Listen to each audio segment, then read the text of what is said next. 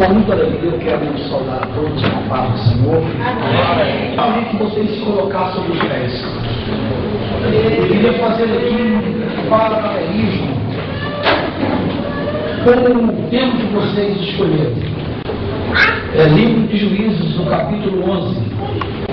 Você que veio aqui buscar uma palavra da parte de Deus, você não vai sair daqui antes de ouvir.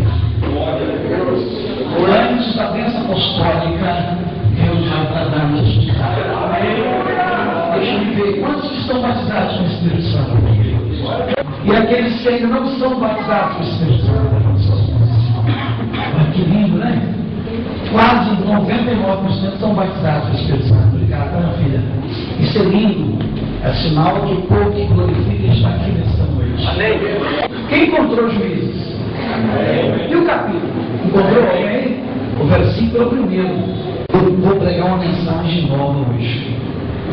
Não tem nem papel nada escrito, não. O que eu falar é algo da parte de Deus, é pão quentinho para a alegria. O nosso pão quentinho sai agora do forno. O pão do céu, que a palavra também tem que Glória a Deus. Você não está aqui para ouvir uma palavra qualquer. Uma palavra de alguém que aprendeu uma sala de teologia, uma mensagem que Deus usou um profeta meses, dias ou anos atrás, para aquele dia. Mas você está aqui para ouvir uma palavra de hoje, para você. Amém? Ouça a palavra do Senhor. O Gigatita era um guerreiro valente. Porém, a sua mãe era uma prostituta. O seu pai chamava Gileade, e a mulher de Gileade também deu filhos. E quando já estavam grandes, expulsava Jefité dizendo: você não vai receber nenhuma herança de nossa família, pois és filhos de outra mulher. Então Jefté fugiu-se dos seus irmãos e estabeleceu-se e morou-se na terra de Bob. Aí homens vadios uniu-se a ele e o seguia. Versículo 4. Algum tempo depois, diga comigo, sempre, quero ouvir todos, sempre, depois, porque é depois que Deus age. Desculpa, versículo 4. Algum tempo depois, quando os amonitas entraram em guerra contra Israel, os líderes de Gileade foram buscar a Jefité em Tob e disseram: venha e seja o nosso comandante para que possamos combater contra os amonitas. Preste bem atenção no versículo 7, viu? E disse-lhes Jefité: vocês não me odiavam e não me expulsaram da casa do meu pai? Por que me procuras agora, quando estão em dificuldades? E você diz amém? Amém. Glória a Deus. Esforçai-vos e não desfaleçam as vossas mãos, porque a vossa obra tem uma recompensa. Eu acabei de ler juntamente com vocês alguns versículos que se trata de um jovem. A minha Bíblia e a tua Bíblia diz que era um jovem valente, valoroso, porém filho de uma. Eu quero te ouvir, era um jovem primeiro valente, valoroso, porém filho de uma. Eu fico recordando comigo mesmo, meus queridos pastores. Nós pregamos tanto, e a prova disto é o versículo que ele escreveu. Nós pregamos que Paulo foi um grande homem, mas se Paulo estivesse hoje nos dias da nossa igreja, ele não assentaria aqui nesse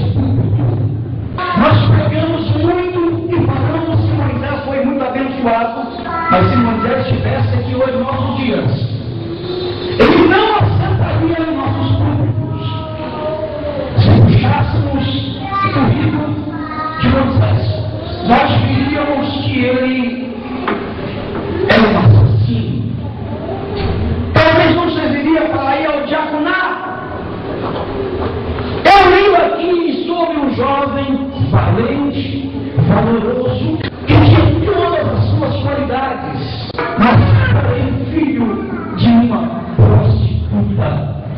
Eu quero agradecer a Deus, igreja, que Deus não olha o nosso passado. O homem sempre está olhando o nosso passado, sua passado. O homem olha para o homem do mundo e diz: ele tem que morrer. Jesus disse: eu já morri por ele. O ser humano olha para o outro e diz: ele não vale nada. Jesus, ele já valeu meu sangue. Mas sim, Jefté era um jovem bacana, como esse demais aí. Mas ele, por enquanto, até então, ele estava atravessando uma luta. Escuta bem. O seu pai, no início, tomou o casamento de não colocar tudo no papel. Explica direito, pastor. Gileade, pai de Jefté, não conhecia o Senhor como nós já conhecíamos antes. Em uma sexta ele saía e só voltava no domingo à noite, porque tinha que trabalhar na segunda. E ele saía e encontrava com as mulheres da vida, e para ele aquilo era normal, porque assim como o cara não quebra a cara, enquanto a pessoa não se dá que está tomando prejuízo, ele não abre os seus olhos. Graças a Deus que eu não vejo gente que vem para Jesus sem chegar à dor, mas tem pessoas que vêm para Jesus na dor, na luta. Sim, mas o pai de Jefté não conhecia esse Deus. Ele teve um encontro com a prostituta, sei lá, pagou o que devia, e depois de alguns meses, ele estava na sua casa pela manhã, após ter tomado café e para sair para o trabalho. Quando ele vai abrir a porta da sua casa, tinha um bilhete debaixo da porta. E quando ele agacha e pega aquele bilhete, naquele bilhete estava a seguinte mensagem: diz assim: eu sou aquela mulher que tivemos o primeiro encontro, foi legal, mas eu tenho uma notícia, eu não sei se você vai gostar. Eu estou grávida. Eu me engravidei naquela noite, o papai é tu. Naquele momento, Gileade, errando com os cabelos, ele se desesperou-se, porque ele não havia programado nada, ele não havia medido as consequências do dia de amanhã. Querido e querida, a Bíblia diz que a lei da semeadura ainda não foi abolida. Se você planta algo bom, amanhã você vai colher algo bom. Pastor, tu está esquecendo de algo, não, meu filho. Não sei o que você pensou. Jesus perdoa, ele perdoa todos os nossos pecados, mas a consequência do pecado é para o resto da tua vida. Isso é verdade. Ele perdoa qualquer tipo de pecado, mas a consequência do mesmo é para o resto da vida. Sabe por que Jesus não apaga também a consequência? Ou não paga mesmo. Ele não lhe perdoa, ele não lhe salva, ele não lhe limpa, ele lhe batiza com o Espírito Santo, faz uma vida igreja como essa, mas a consequência fica. Aquele homem plantou a semente agora iria nascer. E não adiantava ele entrar em pânico, pois a semente estava lá e a terra era fértil. Se plantar, foi. A Bíblia diz então que ele refletiu a cabeça e fez assim uma retrospectiva e disse assim: essa vida minha não tem me rendido nada. Essas andanças, como diz lá na roça, né? Não tem me rendido nada, só prejuízo. E volta da sua casa, reuniu um povinho lá para adorar o Deus Javé, o Deus de Deus. E a Bíblia diz então que esse rapaz